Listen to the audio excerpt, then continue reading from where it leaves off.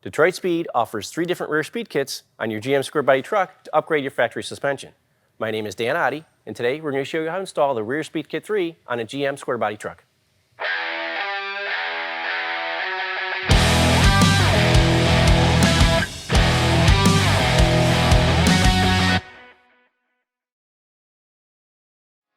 Raise the vehicle on jack stands so that the frame is level with the ground.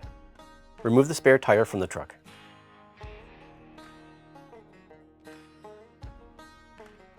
If you have aftermarket taillights, you may need to remove them from the truck.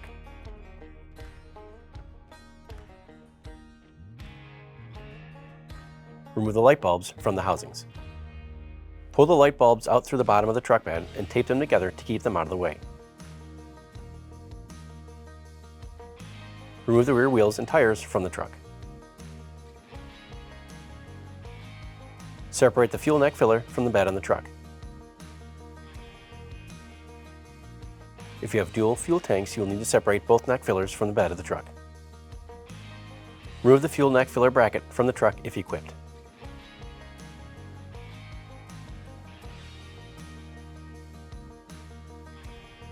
GM Squarebody trucks offer 2 different leaf spring lengths from the factory.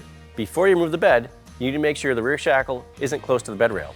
If you have the shorter 52-inch length leaf spring, you'll probably need to notch that bed rail. On this installation, we have the longer 56-inch leaf spring, so notching the rear bed rail is not necessary.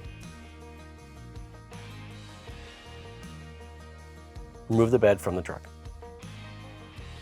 Support the rear axle so the rear brake lines are not in tension. Place 2 jack stands behind the rear axle to help support the frame rails during installation.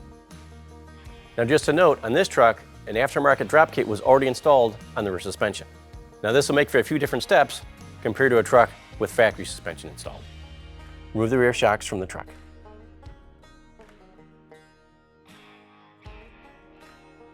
Remove the rear leaf spring eye bolt from the leaf spring shackle.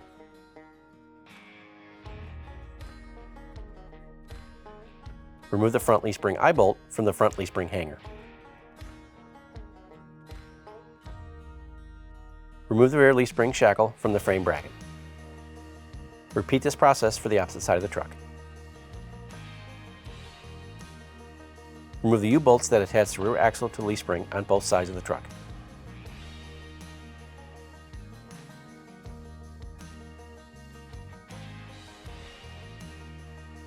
Remove the leaf springs from the truck.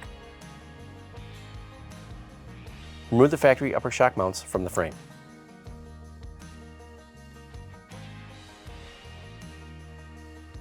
Remove the front leaf spring bracket from the frame by removing the factory rivets holding the bracket to the frame.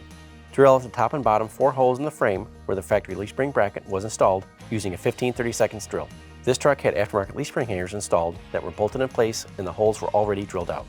Remove the rear axle jounce bumper bracket from both sides of the frame by removing the factory rivets holding the bracket to the frame.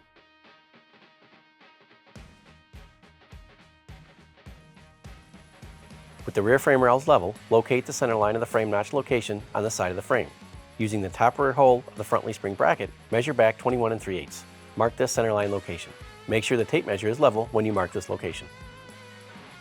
Place the C-notch template so it sits on the top of the frame and wraps around the outside frame rail. Line up the centerline mark of the C-notch with the slot in the template. Use the template and trace the frame notch cutout onto the side of the frame rail.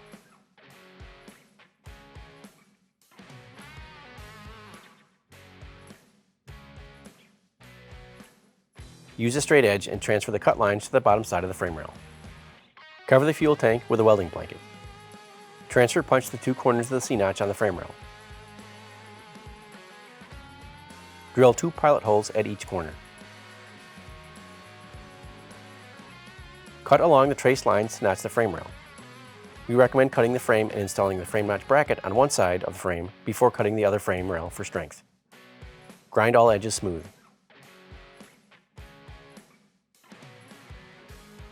Locate the frame notch bracket assemblies from the kit. There is a left and a right hand side bracket, so make sure you use the correct bracket for the correct side of the frame. Test fit the frame notch assembly to the frame. Once the frame notch assembly fits around the frame rail, transfer punch the frame rail using the frame notch assembly as a template. There will be 11 locations to mark for 7/16 hardware for the top, bottom, and outside frame rail for each side. You will also need to transfer punch the 2 locations to mark the 3/8 hardware for the top frame rail for each side.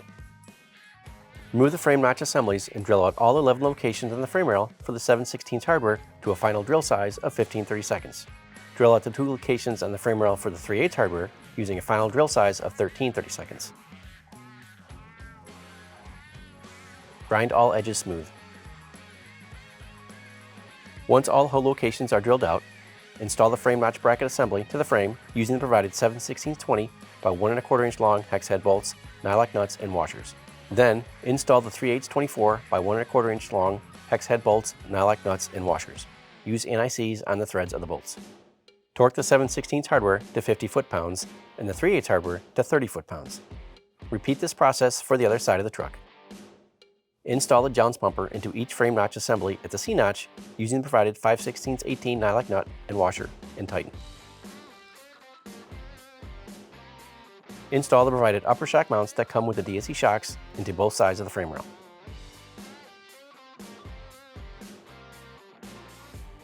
Bolt the Detroit Speed drop hanger into the frame in the same location as the factory bracket using the provided 7/16 20 hardware.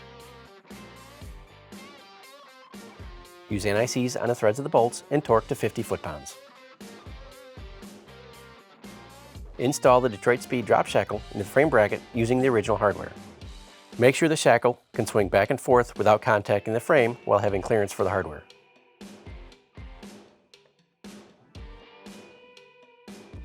Locate the leaf spring into the drop shackle in one of the 2 mounting hole options.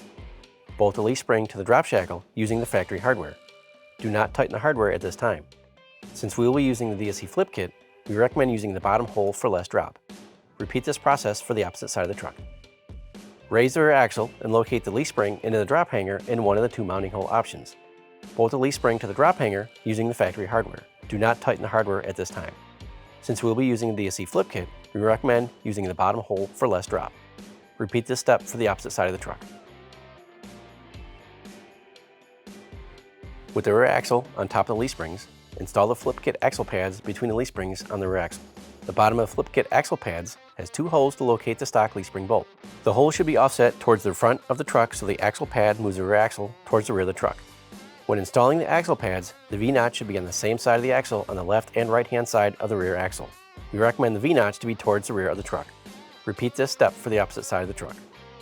Install the provided U-bolts over the rear axle and through the holes on the new Detroit Speed flip kit plates placed underneath the leaf springs. Use NICs on the provided U-bolt hardware and draw out the U-bolts until they are snug. Continue to tighten the U-bolts in a cross pattern and torque to 95 foot-pounds. Place the provided lower shock bracket around the factory lower shock mount on the rear axle. Install the provided 1/2 inch 20 by 1 1/4 inch long hex head bolt and 1/2 inch washer through the front side of the lower shock bracket and through the hole in the factory lower shock mount. Place the provided 1/2 inch 20 nylock nut and 1/2 inch washer on the threads of the bolt. Use NICs on the threads of the fasteners and tighten. Install the provided 9/16 18 by 2 3/4 inch long hex head bolt and 9/16 washer through the inboard side of the shock bracket and through the crush tube in the factory lower shock mount. Place the provided 9/16 18 half height nylock nut and 9/16 washer on the threads of the bolt. Use NICs on the threads of the fasteners and tighten. Torque the 1/2 inch 20 fasteners on the lower shock mount to 50 foot-pounds and the 9/16 18 fasteners to 65 foot-pounds. Repeat this process for the opposite side of the truck. Place the shock into the lower shock mount and install the provided 1/2 inch 20 by 2 1/4 inch long hex head bolt and 1/2 inch washer through the inboard side of the lower shock mount so it passes through the shock. Place the provided 1/2 inch 20 nylock nut and 1/2 inch washer on the threads of the bolt. Place the shock into the upper shock mount. Install the provided hardware onto the upper shock mount and tighten on both sides of the truck. Use NICs on the threads of the fasteners and torque to 50 foot-pounds. Repeat this step for the opposite side of the truck. Reinstall your wheels and set the truck on the ground.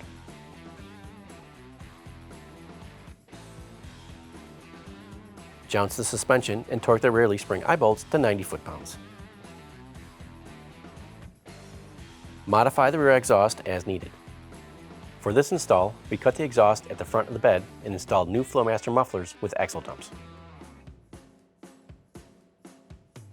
Set the bed on the frame, lining up the bolt holes in the bed with the frame. Make sure the fuel neck filler is in the correct location to the bed. Install the bed hardware and tighten. Make sure to use NICs on the threads of the bolts.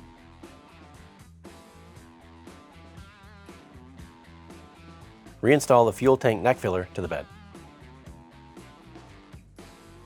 Plug the taillight wiring harness back into the harness on the bedside. Reinstall the light bulbs into the taillight housings if needed. Reinstall the taillight housings back into the bed if needed. Torque your wheels to the manufacturer's recommended setting. Installation is now complete. If you have any questions or concerns, please call us at 704-662-3272, or you can send us an email at tech@detroitspeed.com. Don't forget to like and follow us on social media, and you can also visit our website. Thanks for watching another Detroit Speed installation video for your GM Squarebody truck.